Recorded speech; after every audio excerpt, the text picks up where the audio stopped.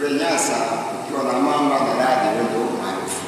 Wakiongea katika kikao cha ushauri cha mkoa wa Ruvuma, baadhi ya viongozi na wazee wa mila katika wilaya ya Nyasa wamesema matukio ya watu kuuawa na mamba katika ziwa Nyasa ni mengi, hali inayohatarisha utalii katika ziwa hilo. Hivyo mwataka mamlaka ya usimamizi wa wanyamapori Tanzania TAWA kuwavuna mamba katika ziwa hilo. Pia ushauri umetolewa kuwashirikisha wazee wa mila katika zoezi hilo. Hili eneo la uvunaji wa mamba tunatamani TAWA waongeze kasi, kwa sababu sura ya wilaya ya Nyasa inachafuliwa sana na haya majanga ya mamba.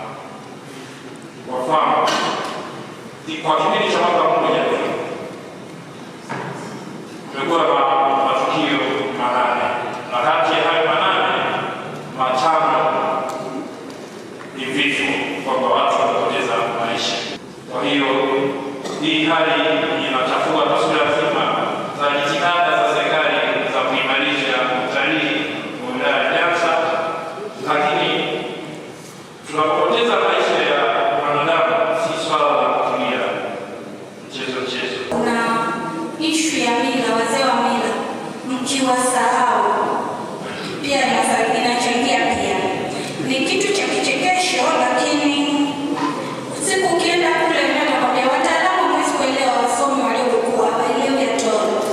Eric Mongi, kamanda wa TAWA mkoa wa Ruvuma, amesema tayari wameanza mpango wa kujenga vizimba viwili katika ziwa Nyasa ambavyo vitasaidia kuondoa changamoto ya watu kuuawa na mamba katika ziwa Nyasa. Siku 2 zilizopita tayari nimepokea fedha kwa ajili ya kuanza ujenzi wa vizimba viwili, na hapa tunapoongea sasa hivi kwa upande wa Nyasa tumeshaandika barua kwa mkurugenzi ili kuomba kupatiwa maeneo ambayo wanapendekeza vizimba hivi vijengwe. Lakini pia mamlaka imeenda mbali zaidi. Sasa hivi ninavyoongea nina jumla ya askari 11 niliyowapokea, na katika askari 11 askari 7 nimewaelekeza kwenda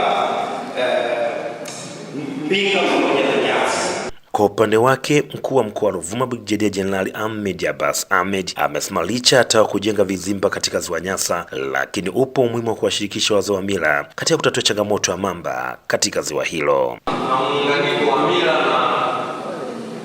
na mambo ya kisasa, ingawa tunataka kuangalia sana ya mila kwa usasa wetu, lakini unatugharimu. Kwa hiyo mkiendelea na jitihada hizo za kujenga vizimba, za kuwinda, lakini pia msisahau mila.